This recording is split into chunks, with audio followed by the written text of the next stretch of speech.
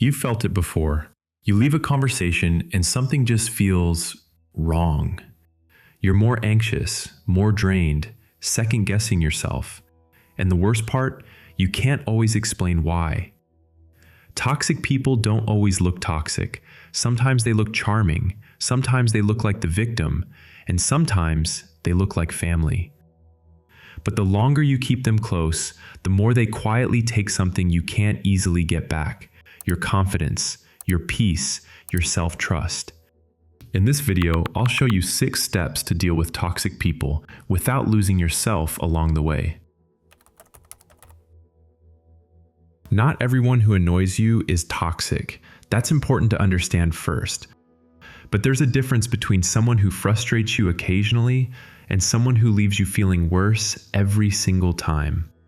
Ask yourself, after spending time with this person, do you feel more like yourself or less? If it's a pattern, not a moment, a pattern, that's your answer. Toxic people don't usually reveal themselves all at once. They repeat the same behavior until you normalize it. And that normalization is how the damage gets done. You don't always have to cut someone off. Sometimes it's a coworker. Sometimes it's a relative. You can't just disappear. But here's what you can control: how much access they have to you, because access equals influence.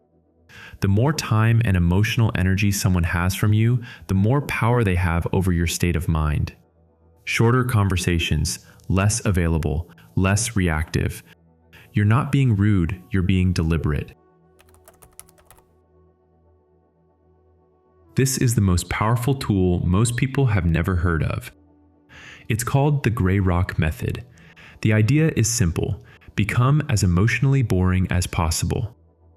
Toxic people feed on reactions: your frustration, your defensiveness, your explanations. That's their fuel.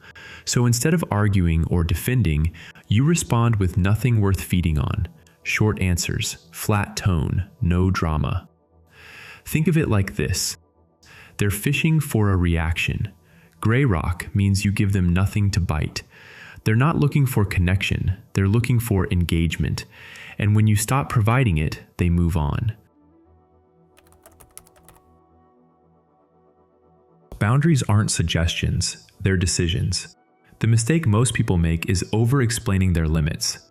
The moment you justify a boundary, you invite a debate about it. So here's what it actually looks like. Let's say someone starts criticizing you in a toxic way. You don't argue, you just say, "I'm not open to discussing that." If they push, you repeat it. No explanation, no emotion. You're not being cold, you're being clear. And clarity is the only language that toxic behavior can't manipulate. Now, let's talk about the hardest one. Sometimes reducing contact isn't enough. Sometimes you've set the boundary and they've crossed it again and again and again. And there's a moment where you have to be honest with yourself. They understand you just fine.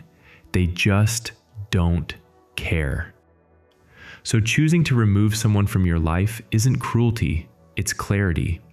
And yes, this is painful when it's someone you love. None of this is easy when it's someone you care about. But continuing to give access to people who consistently hurt you isn't loyalty, it's self-abandonment. Here's something most people get wrong. The goal isn't to fix toxic people. You cannot fix someone who doesn't believe they're broken. Your energy is limited.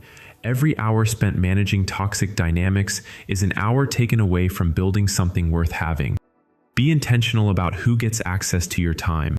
Surround yourself with people who challenge you, not people who diminish you. Peace isn't something you find, it's something you protect. At the end of the day, dealing with toxic people isn't about changing them. It's about changing your response to them. That's what mental strength actually looks like in real life. Not winning arguments, not proving a point, just refusing to give your energy to things that don't deserve it. So here's something to sit with. Who's that person that came to mind the moment you clicked on this video? And what would happen if, the next time they tried, you simply didn't react? Think about it.